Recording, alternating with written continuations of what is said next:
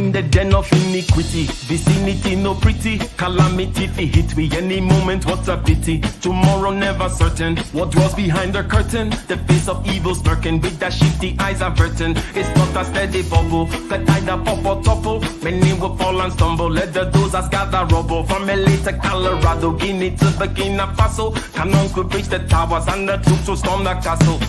I say, run, run, come, make we get it. Because the peace that is bestowed upon the meek is overrated. So run, run, come, make we get it. Calling all your daughters and your sons, we come forget it. I say, run, run, come, make we get it. Because the peace that is bestowed upon the meek is overrated. Lord, run, run, come, make we get it. Calling all your daughters and your sons, we come forget it. With the rubble steady rising, and hearts are compromising. Convictions here are stifling, making evil appetizing. The fists are steady forming, and countenance is falling. Defenses are withdrawing, possibilities are falling. In these your circumstances, evil will make advances. Pick up your sword and lances, and be sure to take your stances. Victory is never promised, the battle is upon us. Gather the brave and honest and the right.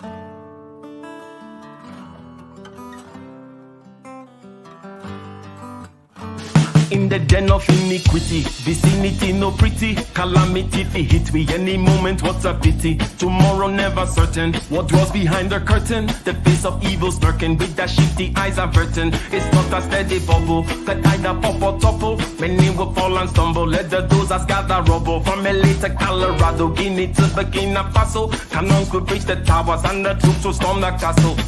I say, run, run, come, make we get it.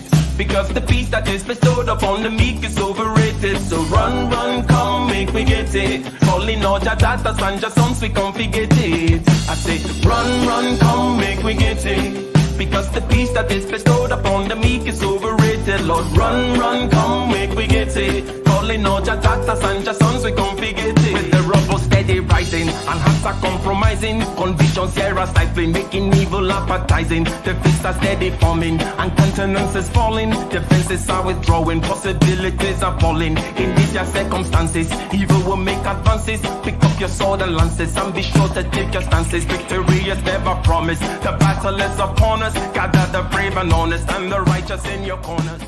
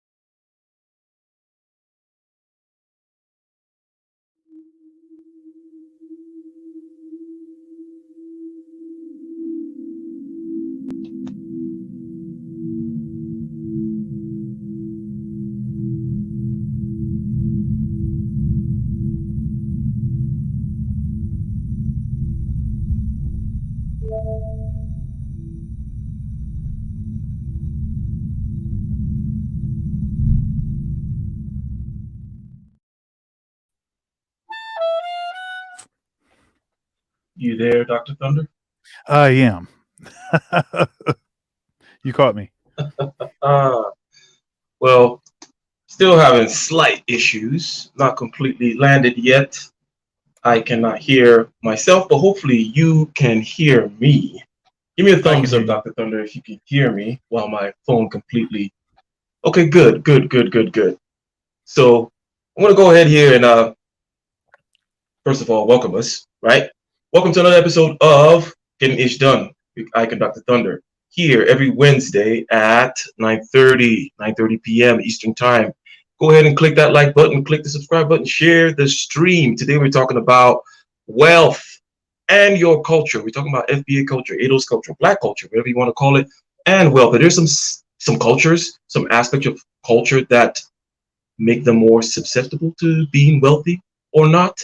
See, this is part three, okay? In part one, we spent a lot of time, Dr. Thunder, kind of sifting through the other aspects, the non-cultural aspects, the slavery, Jim Crow, racism, systemic, and whatnot, regarding, well, why some people will be oppressed. We even talked about some other reasons why, for example, those whom are at the bottom will, no matter what, have a tough time clawing up, right? So clawing up a hierarchy is never an easy thing, right, Dr. Thunder, because the people on top don't want you to come take their spot. So, and then on the second conversation, we started getting into the culture, the cultural aspects. You mentioned certain things such as the valuing of swag over, shall we say, substance. And we talked about the focusing of on politics. You called some people political animals. Isn't that right, Dr. Thunder? Mhm. Yeah. Political animals whom see only political solutions and not focus on the economic ones or not focus on individual solutions because politics tends to be a group activity, right? So rather than talk about what one individual can do, you're talking about politics, and then you have political solutions, you police speech and all that kind of stuff. And all this stuff you claim is downstream from uh, multiculturalism. All this stuff is Yeah. downstream from multiculturalism. And Yep. then Glenn Lowry started getting into the essentials of, and Glenn Lowry, which is the video that we're going to be reviewing today, Glenn Lowry and Coleman Hughes started getting into the essentials of racism, of a culture, sorry. What exactly can we call culture? What's this thing called culture such that we can sufficiently distinguish it from all the other things that are around it that people may want to talk about, like, oh, it's not culture, it's a result of this, that, and the other, and all these kinds of oppression you could do about it, right? And that's kind of where we were at, Dr. Thunder. Any other comments or recapping regarding where we were at? Oh no. I think people really you owe it to yourself to go and check out episode 1 and 2. I think there was some good points made, and I am eager to get on with it.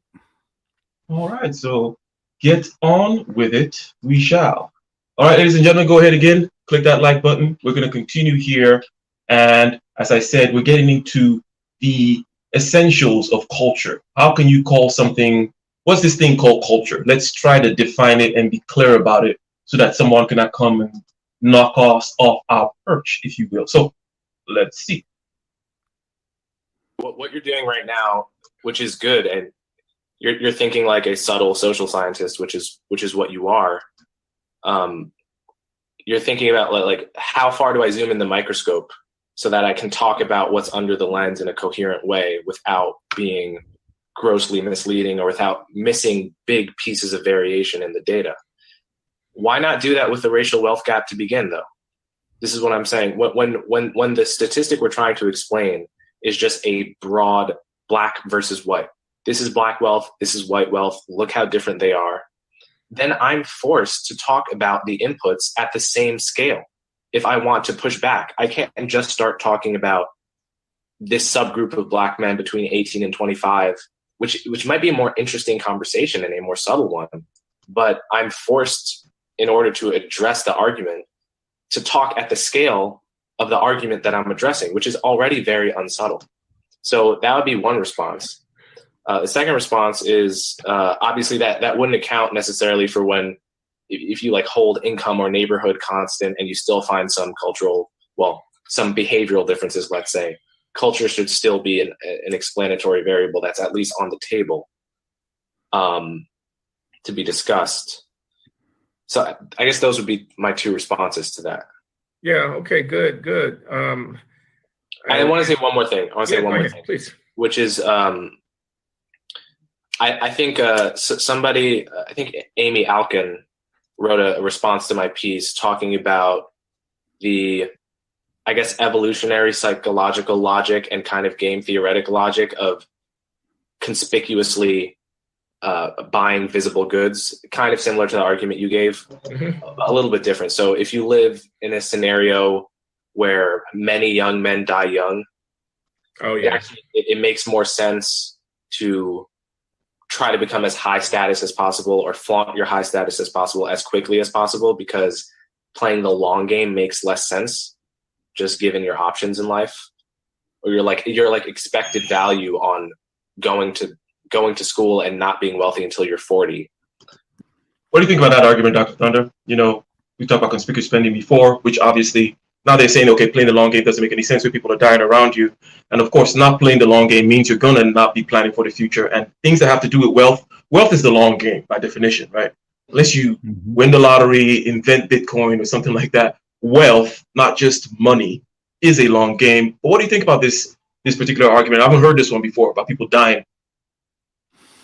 Yeah, it does make sense in a matter of speaking, but it also is probably the cause somewhat of dying early. So, vicious circle. Yeah, there's a scene in Menace to Society when, and it's near the beginning of the movie, when a brother rolls up and he's got a Mustang. I think it's a Mustang, like the main character in Menace Society has, but his is rimmed up. Of course. And so Cat pulls up and the main character robs him. He jacks him. And then the next scene you see, the car has the rims from the other car on it. Right. Also stuff like, and this has been long time since this was in the news or a regular thing, but people getting jacked for their sneakers, getting jacked for your Jordans, as it were. So see, the thing is that if you live in a community where poverty is the common thing, when you come around blinging, it's not the same as if I was in the suburbs and I walked around with a big gold chain, and a mouthful of gold teeth and like that. It wouldn't be the same thing. Of course, it would be out of place. We would consider out of place, but you could pretty much do that safely in the suburbs because, there's going to be, people have seen money before. Maybe they haven't seen it, as opulently, but they've seen money before. But, when money is not the common thing and you're peacocking and all like that, you just make yourself a mark for probably a more prevalent, a more common criminal. There's going to be more crooks.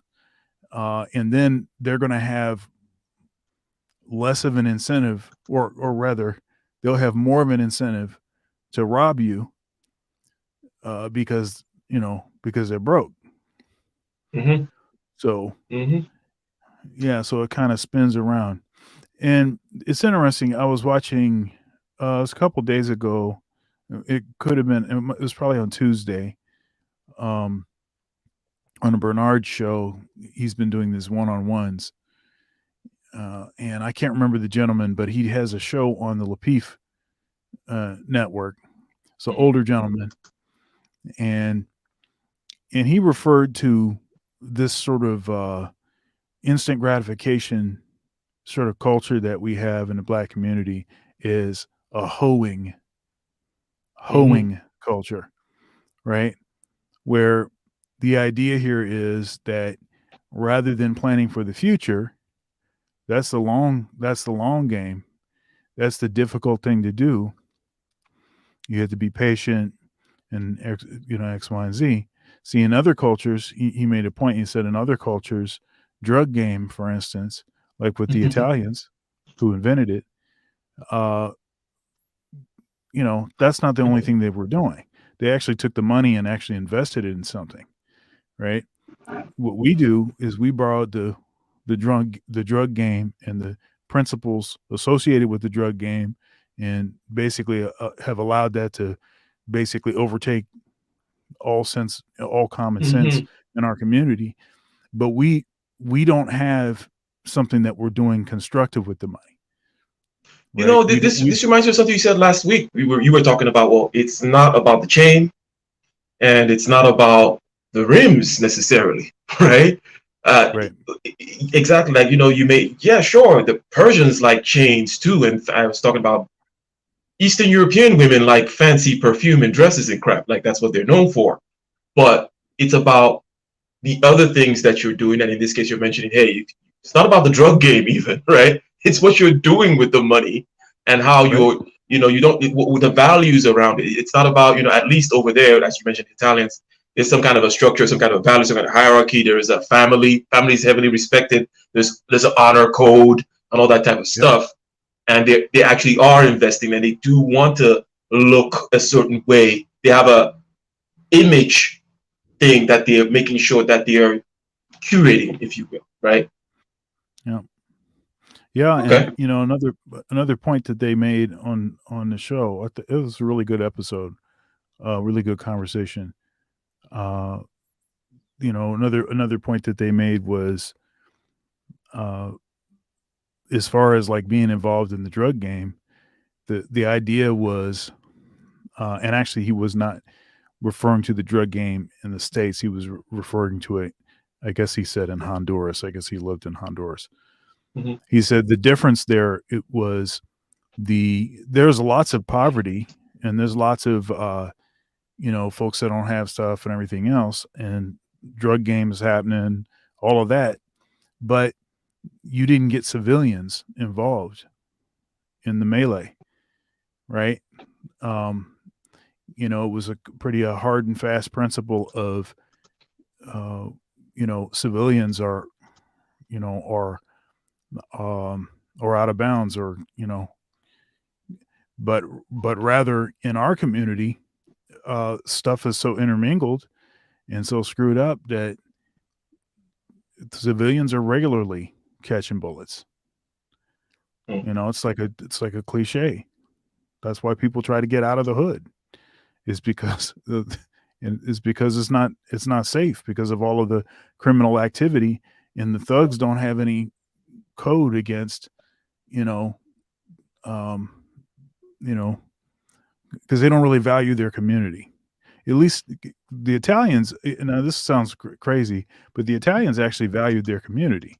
So if there was some stuff going on in the community, they would send a couple Goombas over to your house and, crack a couple heads or whatever. But it's not really, that's not what we do. We just take the money and run, and whoever gets hurt, that's fine. And all this seems to stem down to family. It seems you mentioned community, right, and the values of protecting community, which is again just a collection of families, right? So if the families are disintegrated, single parent households and whatnot, then yes, you can see the picture. It's clear people are going to become extra selfish, extra short-term horizon, and extra not give a crap about the neighborhood, and hence there's not going to be any wealth generated there. And you mentioned the hoeing aspect. Okay, that makes perfect sense. Let's continue here with this conversation. Basically, Coleman Hughes has mentioned that people dying young, men dying young, okay, is an incentive for other men to say, hey, I need to claw my way to the top early because, hey, I can't play the long game.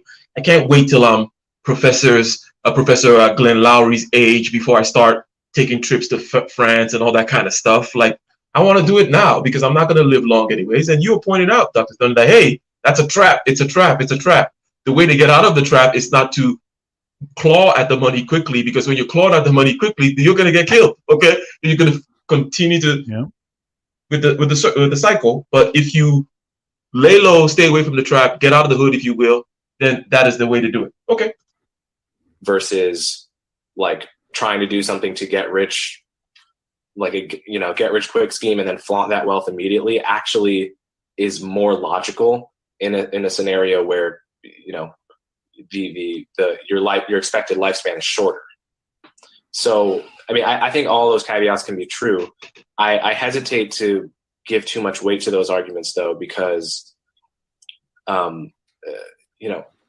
there's nothing more normal throughout history than a group starting out completely dirt poor and rising within 1 or 2 generations. Yeah. If it were the case that poverty inevitably led to this kind of competitive status display that was self-undermining in terms of wealth creation, then no one ever would have escaped poverty to begin with. So those things can be true, but it's a question of how big those effects are and whether those effects themselves aren't influenced by culture. Yeah, I think we're on to something here that's of real significance, and I'm stimulated by this question you posed that Orlando Patterson motivates, which is, why are sociologists or academics more generally so reluctant to examine the cultural root of disparities? And I think I have an answer to that question. And I think it has to do with the relationship between politics, which is, like a struggle over the state, over, how much redistribution, over how to what extent are private property rights compromised and limited by public action, and the extent of taxation, the expansiveness of welfare state generosity, et cetera. Politics, on the one hand, and narratives that we construct in the academy, because we're basically storytellers over here. I mean, yeah, we're social scientists, and I thank you, subtle social scientists, more or less, doing analysis, looking at data. But at the end of the day, basically what we're doing is constructing narratives.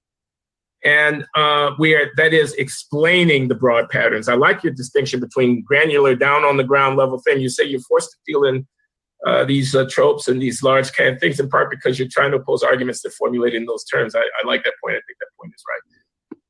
But as a matter of fact, the actual texture of social outcomes, very complicated. And you do see these patterns, inequality between groups and whatnot. And then you're moved to try to give an account of it. And so there's a question about narrative. And I think the issue here is the relationship between narrative and politics. So let me give some examples. Moynihan, the Black Family, 1960s. So he writes a report, Structured Black Family. So he gives a big brouhaha. Everybody knows about this. Books have been written about. Very good book by my colleague, the historian James Patterson. Ain't that right, Dr. Thunder? Yeah, and Go ahead. And it seems as though different conclusions are had. You have certain,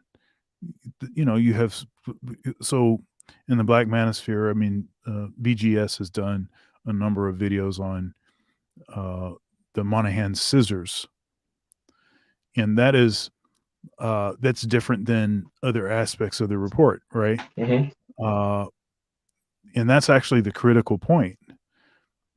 The detractors of the sort of masculine perspective, a lot of the stuff that is said in the Manosphere, they will tend to say, the Moynihan has been debunked over and over, X, Y, and Z. But they never address what is actually pulled out from Moynihan's scissors, which is quite a bit different than many of the things that are claimed or analyzed or whatever in the report, because he was actually confounded by Moynihan, by the scissors, because the expectation was for it to go the same way, but it didn't go the same way, went opposite directions. Okay, that's why it's called scissors. Mm-hmm.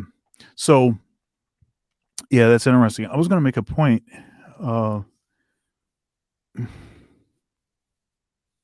And this is, so one of the things that I enjoy, or I think is a critical point about the Black Manosphere is that it's a space where, though your politics may be on the conservative side or on the free thinking side, as it were, independent and whatnot, but you don't have to act as though racism is not a factor, right? So you don't have to ignore that racism actually is a thing. It is a thing, but it never functions in the way that the lefties claim to say that it functions. Or the things that they claim that are racist are the more innocuous versions of it, when the more nefarious stuff is further behind the curtain and is never pointed out, right? So so in this, so when he starts to unpack this, so the reason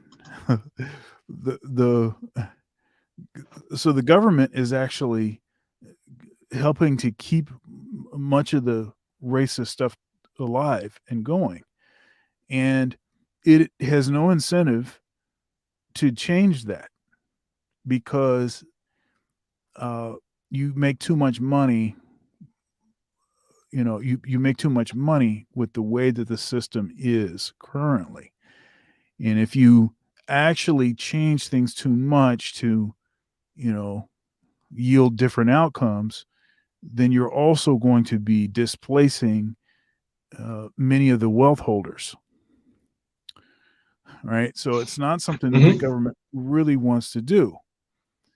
But you do have to talk about it, right? Because if you don't say anything about it, then there is too big of a segment of the community that know that, something's going on. Now, most of them are just as deluded. They don't actually understand what the real racism is and the damage of the real stuff. And they're still pointing at stuff that is really not a big issue. It definitely is not the stuff that's actually caused anything. Because I don't care if somebody calls me a name. I care if systems are set up disproportionately to prevent me from generating generational wealth. That's really what matters, right? So to the extent that what's happening, what's being discussed here, the sort of link between culture and wealth generation and all of that, the government clearly caused all of the issues in the Black community. Clearly, there's no question about that. They clearly caused the problems, and they clearly are continuing on with the problems. They're continuing, although they say something different, they are clearly keeping things the way that they are. There's no way, you can't convince me. It's not possible to convince me that if you set out as an agenda specifically to support a particular community, and you see that not only is what it is that you're doing not supporting that community, but is making everything worse in that community. And instead of actually evaluating, regrouping, changing, studying, reaching out to people that are actually part of that community to devise better plans, better strategies, rather than doing that, you just double down on the same stuff that you were doing before. What that communicates to anyone that's paying attention is that the government is satisfied with the results. So there are a couple of questions here in the chat. One asked, why are Blacks at the bottom of the wealth gap? That's Leroy. And then someone else here is asking something about, well, the systemic racism affect other groups with dark skin. the answer to this question is obviously yes. And the whole point of this 3-part series so far is to say, here's the systemic stuff. We spent a whole first episode talking about the systemic stuff, right? And then now we're down to here's your culture stuff. Here's what you're doing in particular, your behavior that we can measure, that we can say, hey, this is particular to you. I mean, we've been spending time, and we're actually doing it right now. How do we distinguish between that? What's the, is it just the rims? Is it just the conspicuous spending? Is the drug games? And we're saying, no, it's not just the rims. It's, at the end of the day, something about family and something about swag over substance, right? Swag over substance in the absence of families will lead to this. Coleman Hughes mentioned something about there's nothing more common than groups starting from the bottom. Now they're here, right? That's the normal path. And it seems to me, if you're at the bottom with the absence of family, you can't get out. That's what it seems, right? Individuals obviously can get out, but the group is never going to get out without that cohesion that comes from family, right? So if your families are broken and you're at the bottom, you're not going to climb out the way all those other people whom are also affected by racism can climb out, right? And Glenn Lowry was saying something about politics, right? And the social sciences. This is my main point, which is that the social sciences are heavily infected with politics and political narratives. So, so it's hard for them to go outside the Overton window with regards to, well, let's talk about culture. It's like, well, the sociologist is not going to say, let's talk about culture. If the political climate says, no, you can't talk about culture, that's racist. How dare you? Are you saying something is wrong with black people? Are you saying that black people are racial essentialism, blah, blah, blah, that type of stuff, right? So they're not going to talk about it. This is not some kind of lab of microbiology where they're looking at nucleotides or something like that. It's politically charged. And unfortunately, the university opened up themselves. Now, let's not go too deep into that. But I think that, unfortunately, this particular segment of academia opened itself up too much to political influence and being a tool. Same thing with the community as well. We mentioned the black community being overly politicized. So now you have a community that focuses on political solutions and then can become also a political tool for other people for whatever reasons they want to use it for, right? Some sociologist somewhere is writing something, right? Wants to write a paper, and he's going to write something about black oppression or something and get a grant or whatever it may be and get flown to DC and give speeches. So you're creating narratives that continue to propagate, or shall we say, you're proliferating the narrative of black lack of agency. There's nothing that they can do about it. It's not about their culture. They cannot change anything. It just is what it is. And it's oppression, oppression, oppression. And there's this massive lock. And again, and there's the absence of family. And so it's a multi-dimensional war going on here.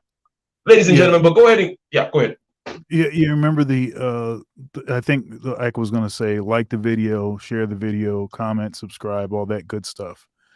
And super chat. Yeah. Mm-hmm. See, all of this stuff, it's interesting because, my definition of simp or simping is prioritizing pleasure over purpose, right?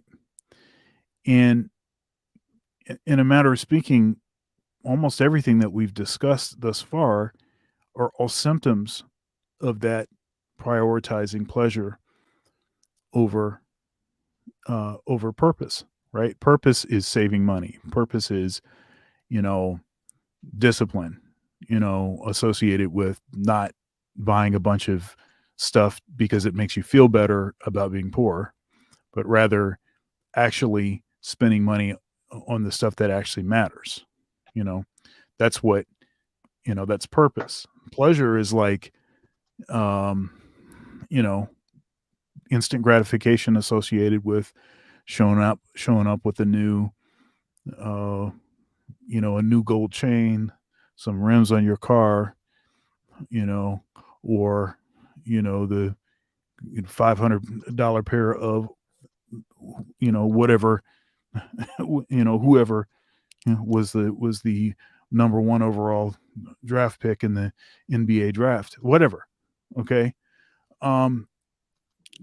And all of the other stuff is associated with that problem, you know. And as I was saying about the Italians, and I'm not trying to glorify the Italians, but it seems as though they were able to keep perspective on, yeah, we're involved in some criminal enterprises and we're doing some stuff that is illegal, shady, and everything else. But it seemed like they were able to keep that sequestered, separated, confined to a small corner of what was going on. Though it was what was actually fueling, it was not what was running everything. Mm-hmm. And as you said before, I mean, obviously family is really important to the Italians, in the Catholic Church, which is, with that whole gangster thing, this gangster's, paying for this new narthex in the church and all this kind of stuff. That's kind of an interesting sort of dynamic. I mean, part of the making, when you become a made man, right? They use pictures of saints and stuff like, it's all like, you know what I mean? It's a religious ceremony almost. Anyways, go ahead. Yeah, it's just like, yeah, but you guys are kind of, you might be going to hell. I mean, I'm not, I don't know. I'm not here to judge, but I mean, making somebody wear a concrete shoes or whatever. That's it's pretty nefarious. But anyhow, but we just don't have the family structure or the community resolve to be able to, keep anything sequestered. Anything that happens, it seems like it happens to all of us. Now I heard somebody, it might have been on the same show, that was arguing that all of our ills are based on poverty. And when you analyze the numbers, other communities, if you compare us to white folks, for instance, supposedly, and I haven't looked into this yet, but I'm just repeating what was said, that crime in the white community stays the same as they increase, as they pull themselves out of poverty, or as they, all the way up the economic ladder or whatever. Mm-hmm. It stays about the same. Whereas in the black community, it's almost all due to poverty. So like when folks are, they get to the middle class, then it seems like they stop engaging in certain kind of, now I haven't looked at that closely to see if that's the case, but one thing I definitely will say is that there are certain cultural features that it doesn't seem to matter how much people are making or how many degrees they are, they'd still be just as ratchet. There's a lot of that. Now, maybe that doesn't necessarily equate to being a criminal. Maybe there's not, that's not a sign of something else that may have traveled with that ratchetness. You do mention from time to time the law-abiding nature of the black community, and this seems to be in line with that, in the sense that, when they do get out of the poverty or the hood or whatever, they're going to snap in line and become law, straight line type people, by the way, which is not always a good thing.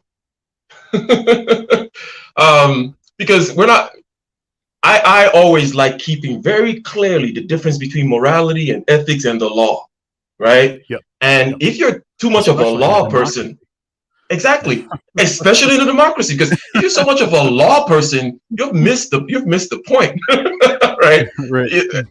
But anyways, good stuff so far. Let Glenn Lowry here continue with his political and politicization of sociology and the narratives therein.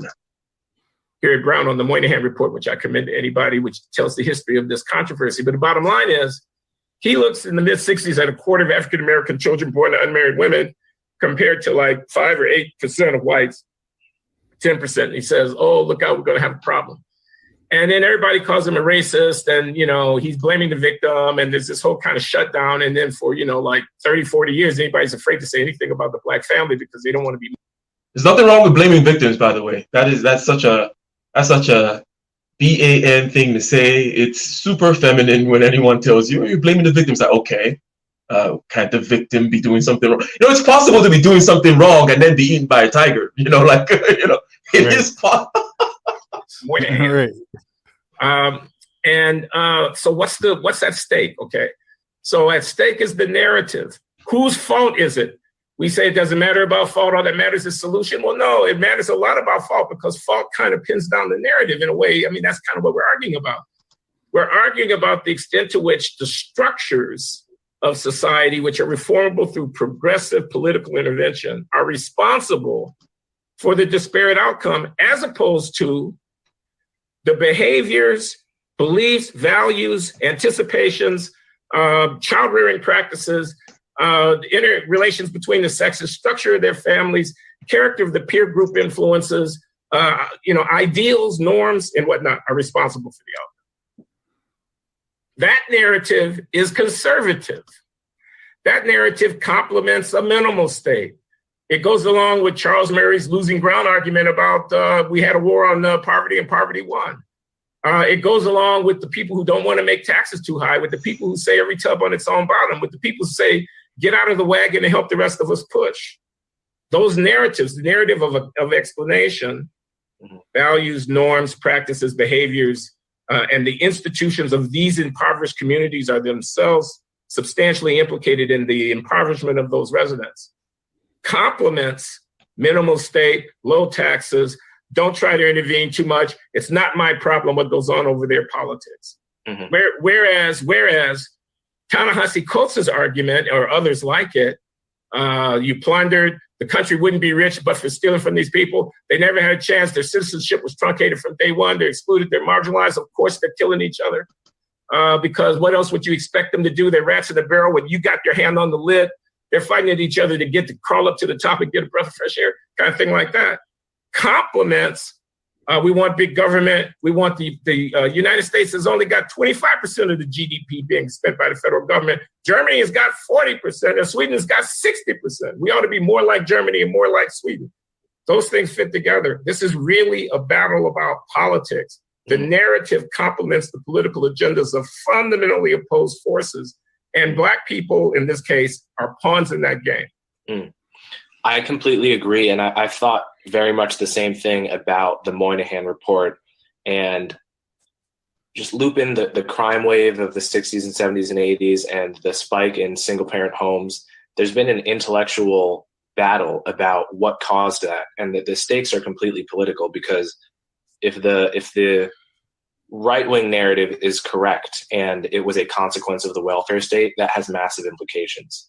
If the left-wing narrative is correct and it was a consequence of deindustrialization and structure and bad government policy, but insufficiently generous government policy, that also has massive implications, and hyper-punitiveness in terms of criminogenic prisons and whatnot. And so I've been wrestling with that question for a long time and gone back and forth on it in many ways. And I think it's a very complex question, and neither of the narratives is quite right. And then I came across this book called Lucifer Curves by the economist Rick Nevin. Do you know this? No, I don't. I know the name Rick Levin, but I don't know Lucifer Curves. Yeah, so Rick Nevin wrote this book in which he's talking about essentially the rise and fall of blood lead levels in different populations. Oh. And it sounds like a conspiracy theory at first, but then when you look at the data, blood lead levels in children correlate with, almost all of these pathologies, both the rise and the fall in America, in Europe, at places where, lead came into, where blood lead levels rose first. You saw crime rising first. I see. And if you break it down by age, you get exactly the correlations you would predict, suggesting that it's lead rather than the other causes posited by both conservative and progressive intellectuals. I think that's one that kind of cut through a lot of, a a lot of other arguments that I felt are made about what happened in the 60s and 70s in this country. And it's not clear what the political implications of that are. So this is interesting. I have to check that book out. Mm-hmm. What's important here is Coleman is bringing up the idea of an X factor, right? Mm-hmm. Mm-hmm. Which actually is not just an X factor; it's actually the primary cause, and it allows for maintaining a particular general viewpoint on the kind of politics that you believe are most beneficial, but without causing you to have to, lead is not politically polarizing. Right. It's right. But, well, what's interesting is that even if that is true, and if that scenario is the case, then that would also be a sign of racism. Yeah. Right. See, and that's it's a signal. This is what I was saying before. We don't usually point out the actual, the actual racism, as it were. The stuff that's the most damaging about it. We're stuck talking about surface level topical stuff that all it requires is, here, let me give you first black president. We'll give you first like this. You do some of that stuff, and then people tend to be appeased because you talked up certain Mm-hmm. things. Well, look what this looks like. See, there's not enough black people here. So, okay, we'll see if I put a few more black people. Now they're all plants. It's even worse now because now all you got to do as a corporation is, kind of put some maybe Black Lives Matter poster 1 month and then switch it over to a rainbow flag the next month. And now it's even, it's even more superficial. Go ahead. That's right. So we do that kind of stuff rather than actually getting at the stuff. Now, if it is the case that lead levels, and of course the government would know that, and they've done nothing to fix that problem, and then that shows you that they're comfortable with the results. And if this lead poisoning is causing more crime, and if disproportionately that crime is being committed by black people, and you've privatized a lot of prisons, so you've got a lot of folks that are making a lot of bank on, prisons being full, making more prisons, employing more people, X, Y, and Z. You're getting a lot of money from keeping the system the way that it is. And this reminds me a little bit of something that Dana said on our Case Closed show this past Sunday. Folks should check that out. It's a good show. When she suggested that the problem with capitalism now is that too much greed. Now, I mean, greed has sort of taken it over and turned it into something else, Now, I would actually argue that greed was always there and was always going to be there. Capitalism just seems to be, if it is a positive way to harness greed to produce something that actually potentially could serve more than just the people that are pursuing the greed, then capitalism is that capitalism is that system. Mm-hmm. Okay. And I'd say that right from the beginning, it was a lot of greedy folks. They just didn't have as much money in comparison to the general person, right? And then also technology and everything else wasn't such that their wealth could be multiplied so quickly and they could have their hands in so much stuff, right? I think that's what's actually different. I don't think that people are any less or are any more greedy now. I think that's a basic, fault of humanity. Yeah, that's not going to change or go up or down. And a couple of points that just came to mind as you mentioned that. Well, the first point, basic point, rule number one of political science, you're going to base a society on the human vice. You just pick which one you're going to base it on. That's what it is. Okay. Even that love of people, that's just tribalism, right? That has you're going to base society on some kind of vice, some kind of selfishness, some kind of thing that some of the people want for, and then you're going to come around on that. And in America, we're just kind of basing it around, call it greed. Okay, just call it greed. Call it greed and wanting to survive, that type of deal. Life, liberty, pursuit of happiness.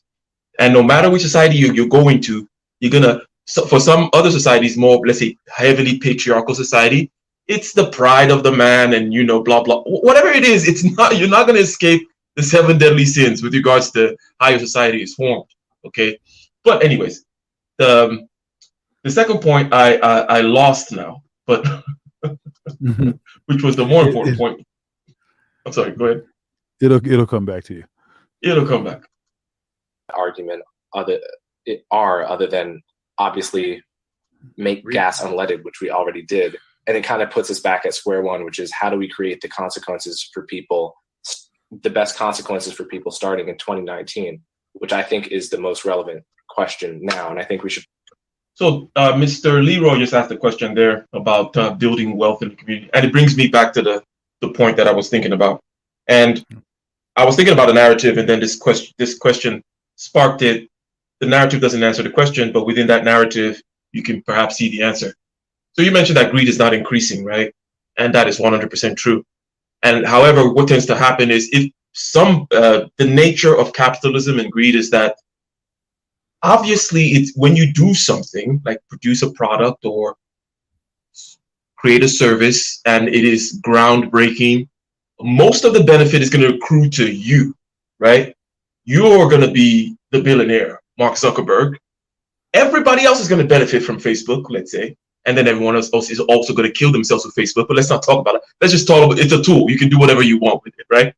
Everyone else is going to benefit from this tool that you invented. But most of it's going to be concentrated. The wealth, the benefits going to be concentrated with you. And the benefits to everyone else will be dispersed. And then generation after generation, this thing continues to happen, right? New people come, blah, blah, blah.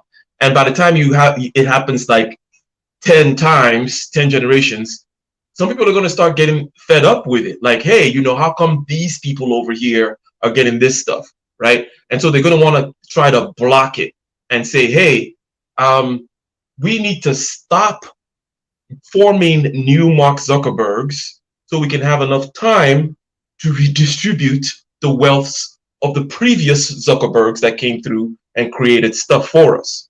Okay? Why does this relate to the question? Because this is about building wealth and understanding that there's going to be a concentration that happens over time. And then there's going to be some redistributive impulses in the people, right? They want to shake things up. It caused the French Revolution and all the revolutions, right? All the revolutions as a result of this type of stuff happening. And this is why the Indians, by the way, have that, the potlatch that they have where the people that gather the most wealth, they kind of give it away. Just smart thing, by the way. Every so often, like they do a natural like redistribution. So to answer Leroy's question in this case, it cannot be a political thing. Number one, what you need is you need the Mark Zuckerbergs you need to start creating your own tribe of the Zuckerbergs, and it's not going to happen it's going to take a few generations, in other words, right? For that story, the narrative which you just described to happen over here. So you should be looking at policies and moving directionally towards something that doesn't block the Zuckerbergs, right? It may be counterintuitive to some people because you're like, I want to block Zuckerberg because the Zuckerbergs are not in my community and they're just getting all this runaway influence and their kids and all this stuff is happening. But you're not going to get wealthy by blocking the Zuckerberg action. What you need is to start it on your end of things and let that stuff kind of flow. So what does that mean? That means families, education, and harnessing talent, basically finding the talent that can produce because there are many problems to be solved. There are many problems that still need to be solved that can make many people billionaires. The world is not, there's no shortage of problems, right? There's so much stuff. And there's so many opportunities technology-wise. Let me just give you one example, Leroy. Let's say you find a kid that's really smart, I don't know, in the hood, or you have some kind of a system or network where you find these kids and you bring them in. There's a forefront type technology right now whereby perhaps in the next 100 years, we're going to be using, let's just call it biological manufacturing. So anything that is organic chemistry, food, textiles, all kinds of stuff. Things that typically come from plants and animals, that's organic chemistry.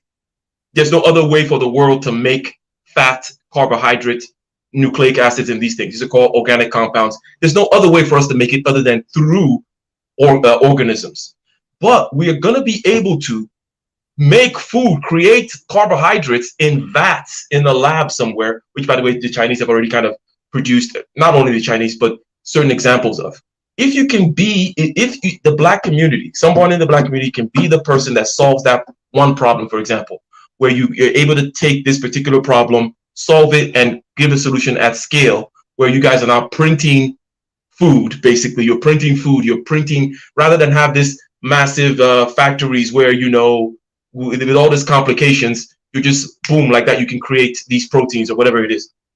Because think of how much energy it takes to give you 1 pound of beef.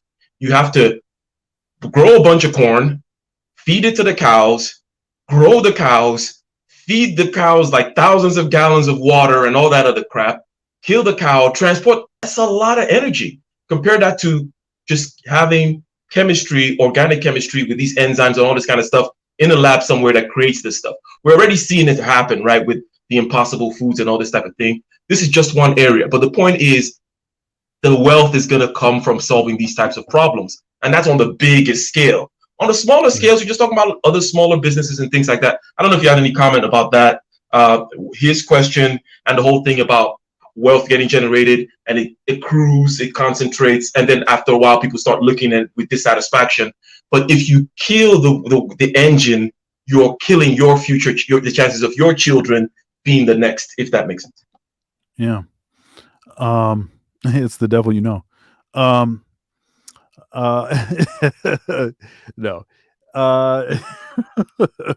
I finally understand the system, and now you're trying to change it.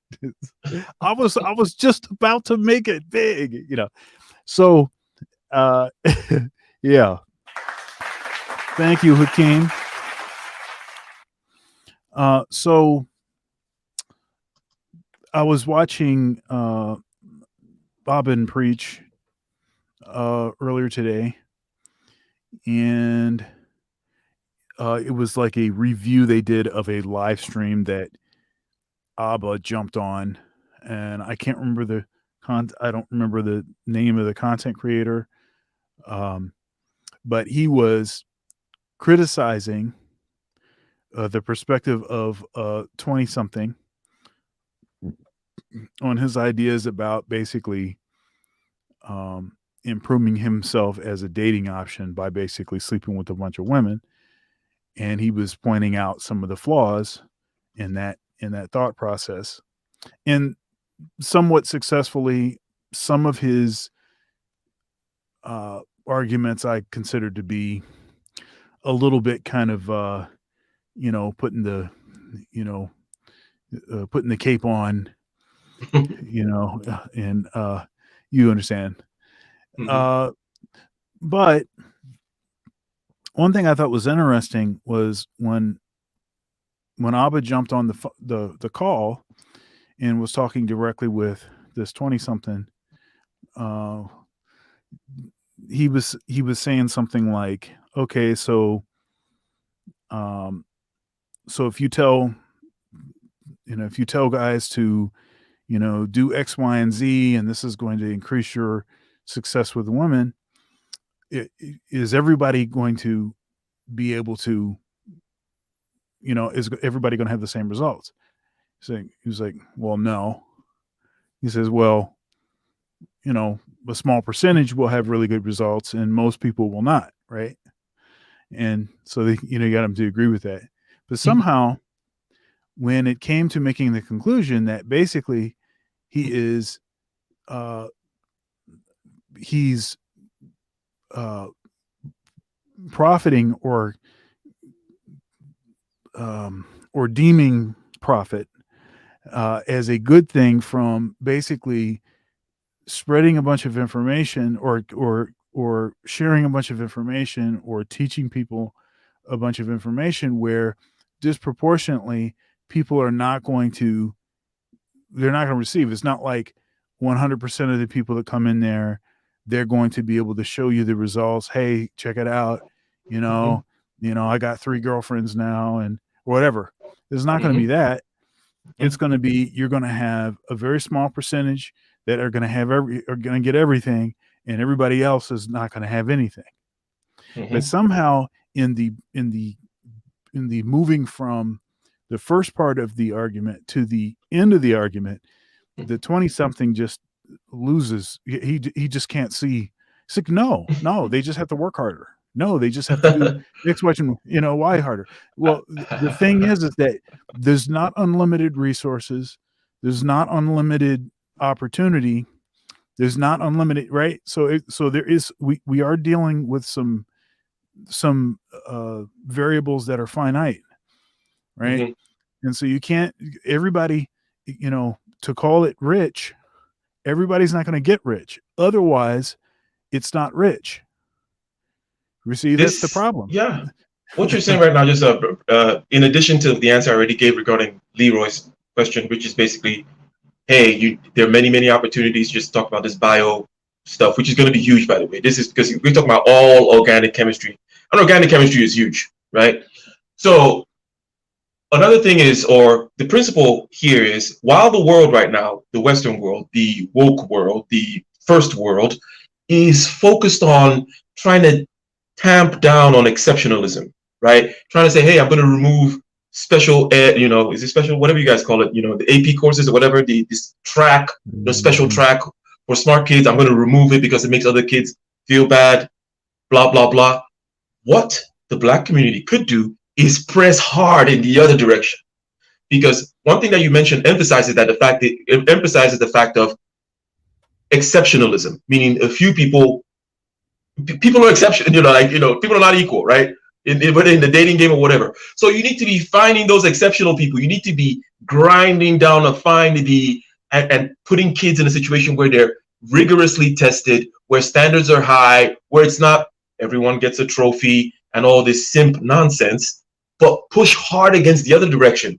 Because the people whom are trying to tamp down, those people they already made it. Okay? Like the people whose culture it is, they've already made it. You need to be way on the other end of the scale, saying, hey, we're going to create boot camps for these kids to find the exceptional ones amongst us, whom are going to perfect that process that I was talking about, using enzymes to create food for the world. Yeah, this is an interesting point, because it highlights, it shines a light on one of the real reasons for boot camp and for rigorous study and for challenging people beyond what they're capable of. Everybody can't do it. It's a strategy to isolate, to locate those that can. And then we need to disproportionately pour into them. That's just good investment. It's just good investment. I mean, in the market, if you see something that you put $10 in it, it's going to produce $200. And you see something else, you put $10 and it barely gives you another $1. We know where you're supposed to put almost all of your money without having any moral, issue, without having any problem with that. Because if we are a community, the overflow eventually is going to, it's going to have a better impact than that extra $1 you got, and also this sort of, it also perhaps exposes, I think, how nefarious it is that our school systems are set up the way that they are, particularly in the inner city, where you have students that really want to learn sitting beside thugs, people that don't want to learn at all, that have disrespectful conduct. Maybe the beginnings of that was not their fault, but they certainly have sowed into that, disrespect, and involved in all kinds of criminal activities and everything else. You're forcing students that are capable to have to try to accomplish something meaningful, sitting beside folks that don't care, and it makes it harder for them.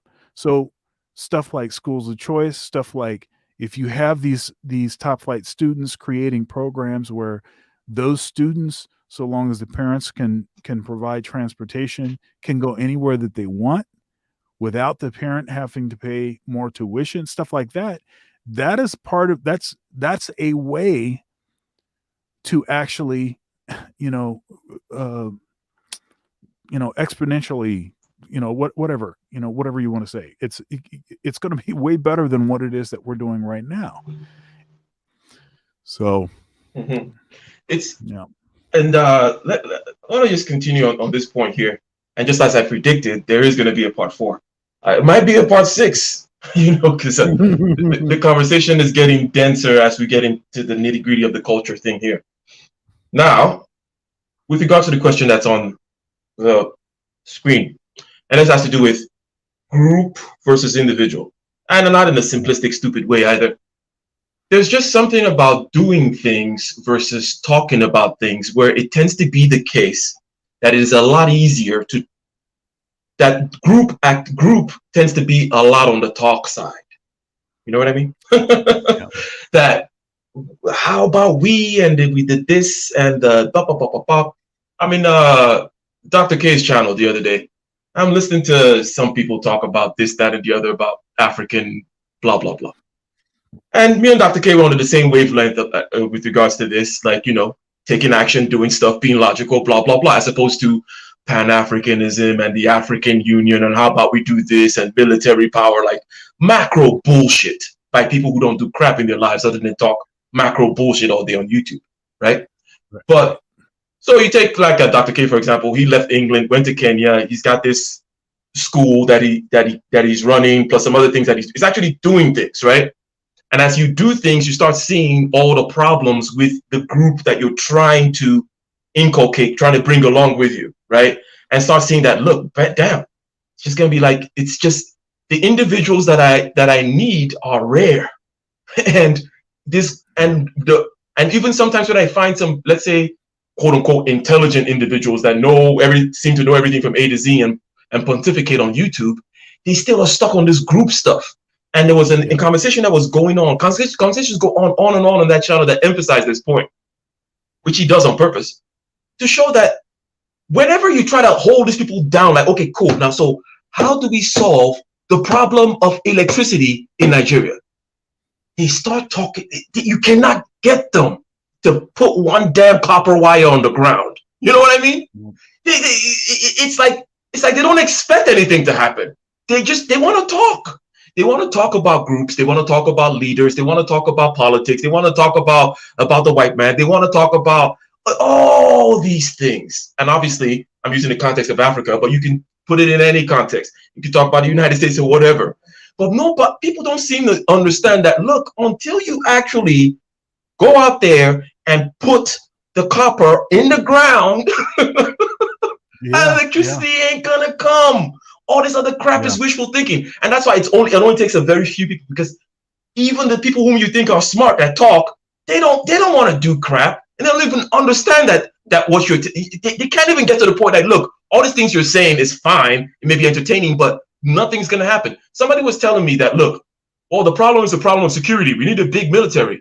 And we were trying to pin this guy down on how military was gonna fix electricity. He couldn't tell us. Because it's easy to say shit like military, right? It's easy to just say, I'm military, and we need to. I'm like, how is the military gonna fix the? And I give him the analogy. It was like, look, it's like me trying to take over the cocaine business in some little corner of the world, right, or of the neighborhood. Let's keep it, context where people can understand. And I'm like, I'm telling this guy that, look, not to get too super technical here, but the things that these people are talking about are what I call superstructure. And the superstructure is a reflection of things that happen. The superstructure is like your economic system, your banking system, your system of relationships, and blah, blah, blah. And they reflect the fact of what you're actually doing on the ground. Are you making tomatoes or growing corn? How do you transport them? How do they get sold, and all that kind of stuff? That will then be reflected in the superstructure, the system of banks, military, international relationships, right? So far, so good. I believe everyone follows. People want to talk all day about freaking superstructure rather than talk about the tomatoes on the ground. So what I told him was like, look, I can't start talking about bodyguards and security if I'm trying to take over the cocaine business, right? First of all, I got to actually start moving some cocaine, right? I got to actually be like, okay, how do I move it? How do I package it? How do I transport it? Whom are my contacts? Blah, blah, blah. Because then I'll know what to secure, okay? The routes to secure, and all the other the superstructure will appear. The routes, the relationships, the this and that. But I gotta start selling some damn cocaine first, right? And that is actually putting boots on the. Go ahead. Yeah. No, I get you. What's interesting is how similar that is to someone says, "Hey, I want to be a YouTuber," and so rather than getting the technology that's in their pocket and just start making videos, because you don't even know if you like, creating frequent content and all like that. What they do is, well, what kind of camera do I need? And I got to have this kind of microphone, and then I need to have, I got to have this other gear, and I need to have this software, and you still haven't made a video yet.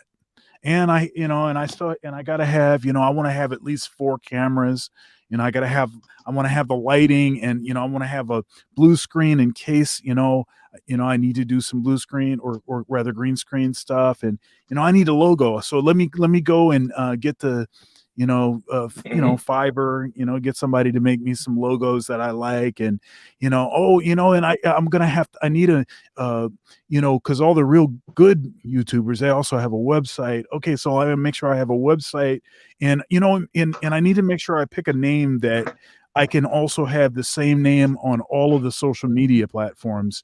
And all of this stuff. You still haven't made a video. You still haven't made a freaking video. And then you make like 3 videos, and you're like, you know what? I don't even like making videos. There you go. 2 years later, after 2 years of all the planning and next and then you make 2, and then you quit. So let me address Leroy. To the contrary, my network is vast and extensive. Okay, I have a vast network worldwide. It's based on the fact that I'm actually selling cocaine. Interesting, right? But the point that I was just making is, look, it's based on the fact that I'm actually doing stuff, right? I actually started selling the cocaine in the neighborhood. How do I package it? How do I do this? And then I make contacts relevant to the selling of that cocaine. And then I get security relevant to the securing of the packages and the routes and blah, blah, blah. Hence, I have employees in Africa, and hence all these other kind of crap. I started making YouTube videos, and that's why I have all these, shall we say, YouTubers of the Black Manosphere in my WhatsApp, right? I have a massive network of people, music industry, engineering industry, blah, blah, all over the place, okay? It's not as a result of sitting around talking about it, though. It's because I do shit, right? It's like I do stuff. I actually go out there and I make the music. I write the songs. I perform them. I do the engineering. I get clients. I do stuff. All this network as some kind of a theory, quoting Lao Tzu and Sun Tzu about the art of war and how we take the military, and you haven't sold a bag of cocaine. You're like, how am I? It's like, you got it, dude. So that is, and the next question when you're asking, how does one, shall we say, separate the sheep from the goat or whatever, is by doing stuff, right? And my engineering background, by the way, because I'm a, Dr. Thunder, you can confirm this. I can philosophize all day. Okay, so don't get me wrong. Okay, I can sit there with a glass of cognac and we can talk philosophy and ideas all day. That's not what I'm saying. I'm not some kind of anti-talk philosophy, strategic, broad picture person. No, but as an engineer, I know that you can talk science all day, but until you start tinkering with those wires and those things and these levers, nothing's going to get built. No space station, no rockets to the moon. Even if that's why, hey, Newtonian mechanics that we used to get to the moon, that got invented a long time ago. And it took a long time to get to the moon because you actually got to do shit. And doing shit is hard. And when you do the shit, again, then that thing that people like to talk about, which is the superstructure, which is that mirror image, like, oh, the banking and the this and the networks, like, those are just reflections. They're like they're like cloud. They don't mean anything. What's actually happened is the real economy, the real stuff, and that's actually how you produce real stuff and get real power. But so and the thing is that you don't know what you need until you're doing it, because you can, it's a good idea to do some planning, and I think some planning is necessary, and it is a good idea, and mostly in my mind in the sort of order of which direction do I want to go in. That kind of thing. But everything else, now maybe possibly we're biased a bit because we're both intuitives, but getting your hands dirty, that's actually where you learn about what it is that you're actually doing and what you're going to need and the kind of people that you're going to need, the kind of resources. And you get in there and it's like, man, I thought I only needed 50,000. It turns out I need 75,000. That's what happens. And you're not, and this is why people that have actual experience are so valuable, because they know all the stuff that you don't know. You don't know anything. You just have this lame brain idea. They actually know what it's going to take to actually, bring that forth. And they know the right type of people too, because what people without experience tend to depend on is paper. So they'll look at people on paper, right? Let's say you're a leader and you need to hire a cabinet or whatever it is. You need to hire some people to come do some work.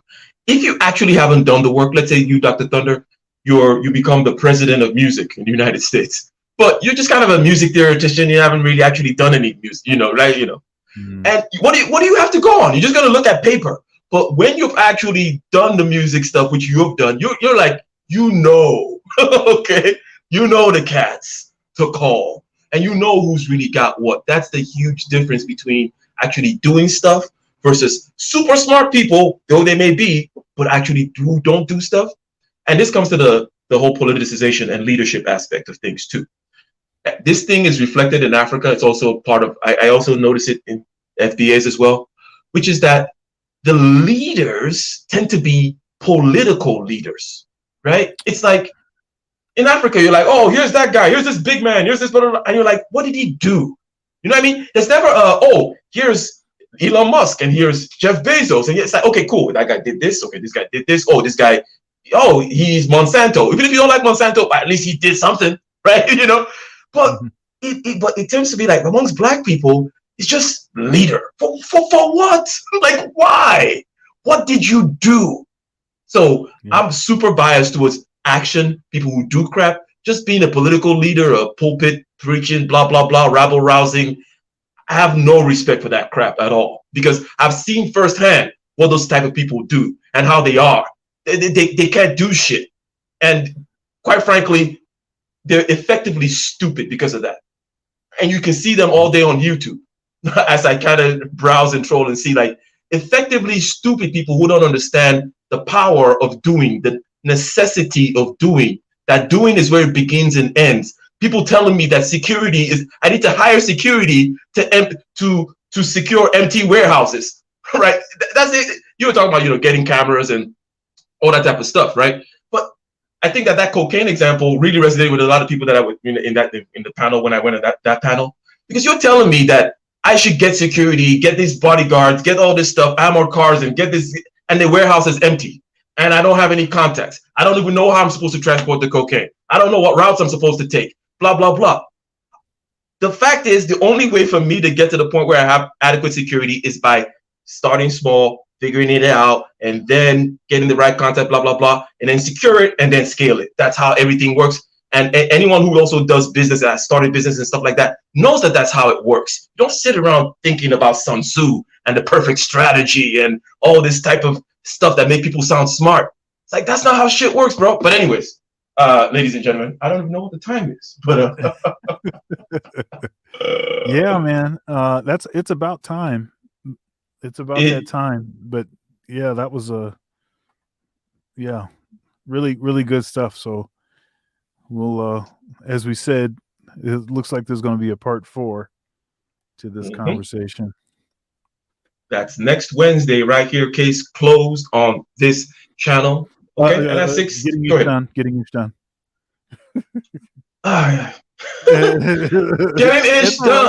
ish done. But don't forget, case closed on Dr. Thunder's channel on Sunday. Okay, Sunday 4 p.m. Eastern. Sunday 4 p.m.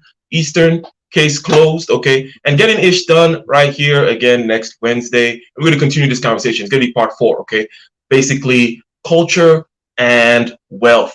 Okay, we spent the first episode dispelling all the non-cultural aspects, the systemic aspects of things that will keep people down. And then we started getting into the culture. Is it swag over substance? Is it the over-politicization of things? Is it being susceptible to being used as a political pawn, right, by the sociologists and all these type of things? And then now we're at this point where we're like, look, there is a lack of the ethos of doing, right? Because we think that manna is going to come from heaven.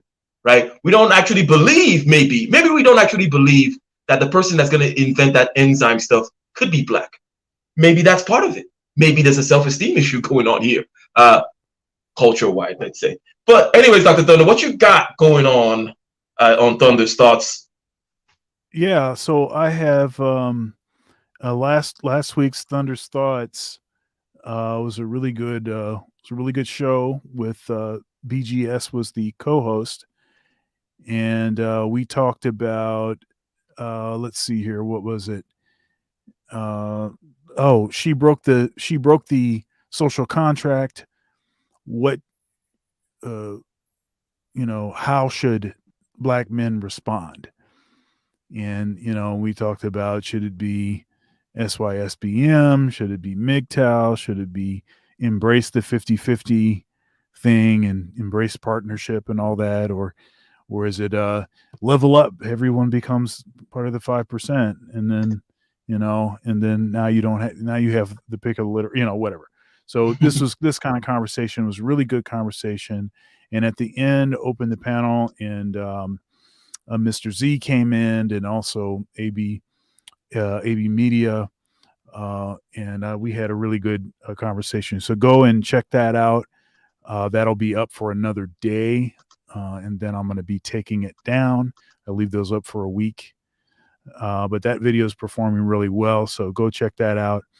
This week, this show is a little bit of a, I had BGS on the show, and he recently did a video saying that we won the YouTube gender war. And he's talking about the Black Manosphere. And that's going to be a sort of central main video that we'll be taking a look at, but we're going to discuss it with detail, this gender war. Here it is. We're going to talk in detail about the gender war, and we are going to, this is me and Dr. Doug. We're going to get to the bottom of this thing. And this is the question: men won the gender war? And there's a lot of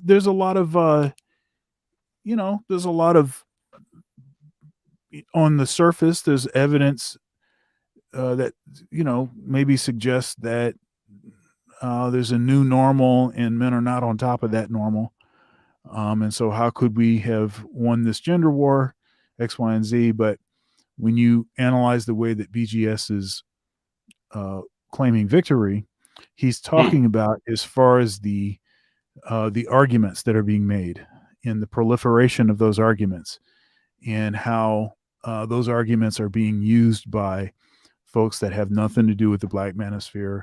You have white content creators using those talking points, and as a general sort of process of conversation, the points that have been argued well, I think, in the Black manosphere have proliferated, have become part of the general conversation.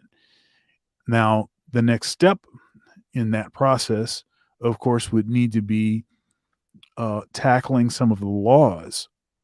But I think that the arguments have been successfully made so that as long as people continue to be persistent with waging those arguments, I believe it's just a matter of time before I think the legal system somewhat catches up to many of the issues that are discussed with regularity in the Black manosphere. So in that way, his assessment is that we have won the gender war. Interesting. No. So no. Go ahead. Yeah, it brings something to mind, and I think I'm highlighting it on the screen here, which is Jordan Peterson talking about pick your battles, or maybe you don't want to. Do you want to live with a loser? Like if you're gonna win, right? You're gonna win. He's talking about your spouse now. Like, be careful about winning arguments or having to win all the time. Because you're gonna win, that means you're not living with a loser. And if they're a sore loser, which it's hard, most people are sore losers, that's going to be a problem. I just bring that up to emphasize. And I think the point in the screen here, asking the question about a domestic war, is like, look, it's got, I'm speaking theoretically now, and also from my shadow, dark-hearted side, is you can't, it's got to be complete decimation, right? Especially like in this couple of generations. You can't expect to go back to the person you just defeated. You're talking about generations down that, there may be quote unquote reconciliation, because you can't quote unquote win this war and then go and it's like, no, it doesn't work that way. Okay. But that makes it even more interesting as far as the topic goes. And I did think, of course, and something to that end, and I'm sorry, I don't remember the gentleman's name that was on Bernard's show on Tuesday on his one-on-one. But what he's proposing is basically starting a new Black community. Basically, let the old one burn and only invite those that are willing to abide by, very particular rules. So basically recreating a new social contract, and only those that will abide by it can stay, that kind of thing. So if you buy 100,000 acres or something somewhere and just start to develop in that area, and only allow those that, as it was put, Black folks that are prioritizing the Black community, that will abide by certain social, rules.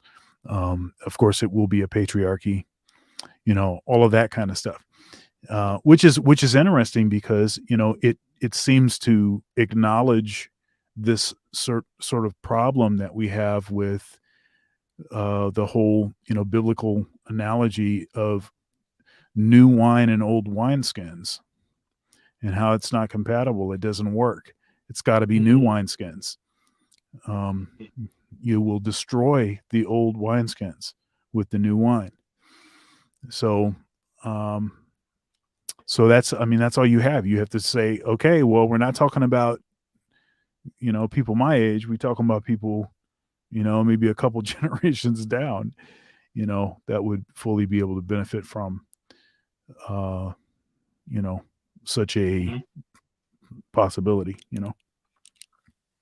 All right, ladies and gentlemen, we have come to that time, and it was a nice, lively conversation. Thank you very much. Okay, and I believe we had that one super chat. Name started with an H, I believe. There it is. Hakeem, thank you, Hakeem. Yeah, Hakeem. Thank you again for the super chat. And what you holding there, Dr. Thunder? That's a clarinet. Okay, you just decided to bust out the clarinet. Okay. You're not gonna play for us or nothing. You just Jesus. No. This guy. All right. Okay, until next time, ladies and gentlemen, shout out to you. Make sure you come back for part 4 of this conversation. We're going to get deeper into culture and wealth, making money, getting ish done, how to find that tribe of yours, which I think should be a tribe, not about feelings and community, but about people whom are willing to take action. Action is primary. Action is key. You know, it's in other words, even if action wasn't so important, right? Generally speaking, but when you're in a particular situation, the only option left to you is act. And with regards to the community that we're talking about, I don't see what any other options there are left, right? It's like, well, what else? What else is there? It's like you're back against the wall. Like, there's only one thing to do at this point, and that is to act. And action is possible. That kid or that person, there's gonna be somebody that invents that damn thing I described earlier about the enzymes. There's gotta be somebody that does it, and that person's gonna make billions, and many other things that people are gonna do with regards to energy and transportation and whatever, and they're gonna make billions. Okay, that's how it works. So taking action, pushing yourself and the community in that direction, that's the only way it's gonna happen. It's not gonna be manna from heaven. It's not gonna be, I'm the noble victim, therefore magic is gonna happen. No. That you're just going to continue the same cycle of bullshit if you continue to do that. So with that, peace. We're gone.